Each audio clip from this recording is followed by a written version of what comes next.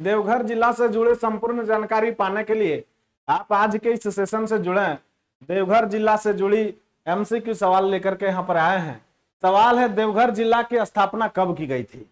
तो सबसे पहले आप ये जानिए कि झारखंड का जो देवघर जिला जो संथाल परगना प्रमंडल के अंतर्गत आता है, कौन सा प्रमंडल में आता है? तो संथाल परगना प्रमंडल में ये देवघर जिला जो है वो आता है, संथाल परगना है ना,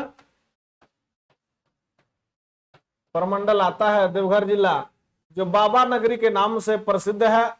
बाबा नगरी वैद्यनाथ धाम ना, बाबा नगरी वैद्यनाथ धाम के नाम से प्रसिद्ध है आपका ये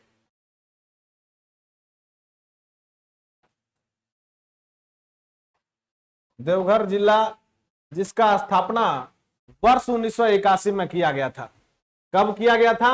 तो वर्ष 1981 में किया गया था। ये आप याद रखेंगे। अगला सवाल है, देवघर जिला निम्न में से किस प्रमंडल के अंतर्गत आता है? तो याद रखेंगे, देवघर जिला जो है वो आपका संथाल परगना प्रमंडल के अंतर्गत आता है। देवघर, दुमका, गोड्डा, पाकुड़, जामताड़ा, साहेबगंज, ये जिले जो हैं आपके संथाल परगना प्रमंडल में आते हैं। अगला सवाल है, देवघर जिला का मुख्यालय कहाँ है? तो याद रखेंगे, देवघर जो जिला आपका है उसका मुख्यालय देवघर में ही है। देवघर टाउन है, देवघर में ही इसका मुख्यालय है। सवाल है, देवघर जिला का जो क्षेत्रफल है वह कितना है? तो आप याद रखेंगे 2477 किलोमीटर स्क्वायर। आप इसको हिंदी में वर्ग किलोमीटर बोल सकते हैं। वर्ग किलोमीटर जो है सो देवघर जिला का क्षेत्रफल है। तो इसका जवाब हो जाएगा 2477, यानी कि 2477, जो ऑप्शन डी में आपका जवाब दिया हुआ है ये सही हो जाएगा। सवाल है आगे, 2011 की जनगणना के अनुसार देवघर जिला का कुल जनसंख्या जो है वह कितना है? तो याद रखेंगे 14,92,073।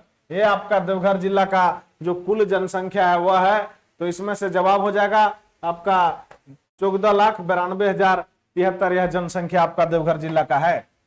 आगे सवाल है, 2011 की जनगणना के अनुसार देवघर जिला का जनसंख्या घनत्व जो है वह कितना है? तो 2011 की जनगणना के अनुसार देवघर जिला का जनसंख्या घनत्व जो है वह 602 व्यक्ति है।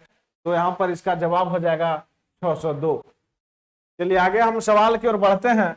सवाल है, 2011 की जनगणना के अनुसार देवघर जिला का जो लिंगानुपात है वह क्या है? तो देवघर जिला का जो लिंगानुपात है, यानी कि 1000 पुरुष के जनसंख्या पर महिला का जनसंख्या जो देवघर में है वह आपका 925 मात्र है। ये आपका रेशियो है, यानी कि 1000 रेशियो 925। ये आपका देवघर जिला का लिंगानुपात है। यहाँ पर हो जाएगा 925। चलिए आगे सवाल की ओर बढ़ते हैं। सवाल है, 2011 की जनगणना के अनुसार देवघर जिले की साक्षरता दर जो है वह क्या है? तो देवघर जिला का जो साक्षरता दर है वह आपका है 64.85%।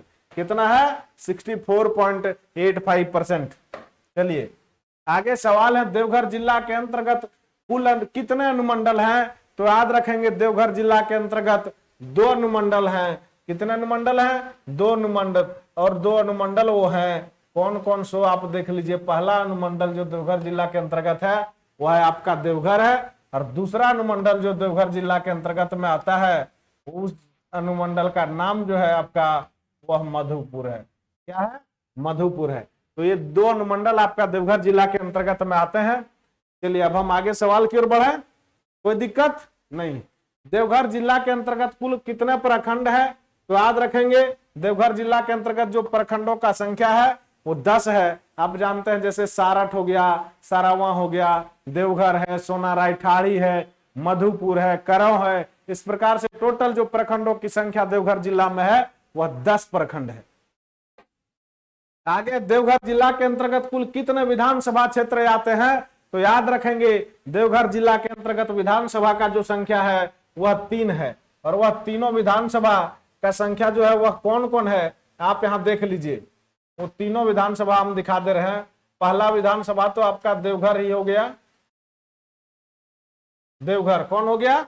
देवघर। तो यहां से आपका विधायक है देवघर से, भाजपा पार्टी के हैं नारायण दास। कौन है? तो नारायण दास जी हैं विधायक यहां से। और दूसरा आपका जो 2 नंबर पर आएगा वो आपका है यहां पर सारठ है। कौन सा है? तो सारठ है, जहां से यहां से भी भाजपा पार्टी के भी एमएलए हैं इस विधानसभा से। नाम है उनका रणधीर सिंह, जो पिछले रघुवर दास के सरकार में कृषि मंत्री रहे थे। क्या नाम है? रणधीर सिंह, सारठ से विधायक हैं आपका, सारठ विधानसभा से। और तीसरा जो आपका है वह है आपका है मधुपुर। कौन सा है? तो मधुपुर है, जहां से 2019 के विधानसभा चुनाव में यहां से हाजी हुसैन अंसारी विधानसभा चुनाव जीत करके आए थे, लेकिन बीच में ही उनका मृत्यु हो गया था। और उसके बाद फिर वहां पर मध्यावधि चुनाव हुआ था और वहां पर जाकर के चुनाव को जीते। किसने? तो हफीजुल हसन, उनके ही पुत्र, नाम हफीजुल हसन, और जो फिर मंत्री भी बने। नाम क्या है उनका? तो हफीजुल हसन। चलिए, हफीजुल हसन यानी हफीजुल अंसारी है, हफीजुल अंसारी। ये आपका मधुपुर से विधायक है। तो इस प्रकार से तीनों विधायक, 3 विधानसभा क्षेत्र है। कितना है? 3 विधानसभा क्षेत्र आपका देवघर जिला में है।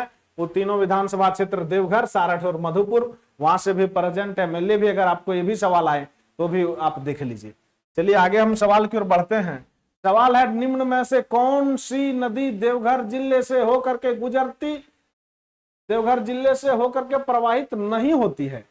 तो प्रवाहित नहीं होती यानी कि जयंती नदी जो है देवघर जिले से प्रवाहित होती है, अजय भी प्रवाहित होती है और मयूराक्षी भी प्रवाहित होती है। ये शंख नदी जो है वह आपका देवघर जिले से होकर के प्रवाहित होती नहीं है। तो इसका जवाब क्या हो जाएगा? इसका जवाब हो जाएगा शंख नदी। चलिए आगे सवाल है, इनमें से कौन सा पर्यटन स्थल झारखंड के देवघर जिले में है? तो त्रिकुटी पहाड़ ये है, बकुलिया प्रपात भी है। तो इसका जवाब क्या हो जाएगा? उपरोक्त दोनों। चलिए आगे सवाल की ओर बढ़ते हैं। सवाल है, इनमें से कौन सा धार्मिक स्थल देवघर जिले में है? तो वैद्यनाथ धाम मंदिर।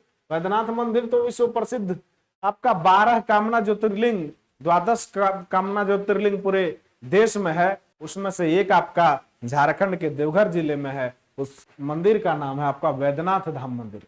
तो वो आपका देवघर जिले में स्थित है। तपोवन मंदिर भी देवघर जिले में है और सत्संग नगर भी देवघर में है। यानी इस प्रकार से इसका जो राइट आंसर हो जाएगा वह हो जाएगा आपका उपरोक्त सभी धार्मिक स्थल जो है वो देवघर जिले में स्थित है। सवाल है, इनमें से कौन सा शिक्षण संस्थान देवघर जिले में स्थित है? तो आपका नेत्राहाट तो यहाँ नहीं है, वो लातेहार में है। सैनिक स्कूल भी तिलैया में है। ये हिंदी विद्यापीठ जो है आपका वह देवघर जिले में स्थित है। सवाल है, इनमें से कौन सा कथन देवघर जिले के संदर्भ में सत्य है? सर्वाधिक 1% नहीं, 1% के मामले में न्यूनतम 1% वाला आपका एक जिला है, न्यूनतम वन क्षेत्र वाला। तो देखिए इसका राइट आंसर हो जाएगा दूसरा नंबर, या दूसरा मतलब देखिए दूसरा न्यूनतम वन क्षेत्र वाला जिला है देवघर, जो है दूसरा न्यूनतम वन क्षेत्र वाला जिला है। देवघर स्थित इनमें से किस स्थान को रावण का हेलीपैड भी कहा जाता है? तो याद रखेंगे, जब सीता माता को ऐसा जानकारी है कि जब सीता माता को रावण लेकर के जा रहे थे तब उसका ठहराव हुआ था त्रिकुटी पहाड़ पर। और त्रिकुटी पहाड़ पर ठहराव जब हुआ था तो वहां पर सीता माता ने एक दीपक भी जलाया था। कहां पर? त्रिकुटी पहाड़ पर्वत पर, त्रिकुटी पर्वत पर। तो त्रिकुटी पर्वत पर जब रावण का ठहराव हुआ था, जिसके कारण से उसको रावण का हेलीपैड कहा जाता है। किस स्थान को? देवघर के त्रिकुटी पहाड़ को। चलिए तो ये हो जाएगा रावण का हेलीपैड, याद रखेंगे। देवघर स्थित इनमें से किस स्थान को अशोक के पुत्र महेंद्र ने बौद्ध विहार के रूप में बसाया था? तो देवघर में एक गांव को बसाया था जो करों प्रखंड भी है, करों गांव भी वहां पर है। तो करों गांव जो है वह है आपका अशोक के पुत्र महेंद्र के द्वारा बसाया गया गांव था करों गांव। चलिए तो इस प्रकार के झारखंड के देवघर जिले से संबंधित जो महत्वपूर्ण प्रश्न थे उसका मैं यहाँ पर आपके सामने इसका सॉल्व करवाया। तो आप वीडियो को देखने के बाद एक कमेंट जरूर करें। कोई भी कमेंट आप करें, वीडियो को देख लेने के बाद पूरा एक कमेंट कर दें। बहुत बहुत धन्यवाद। Thank you.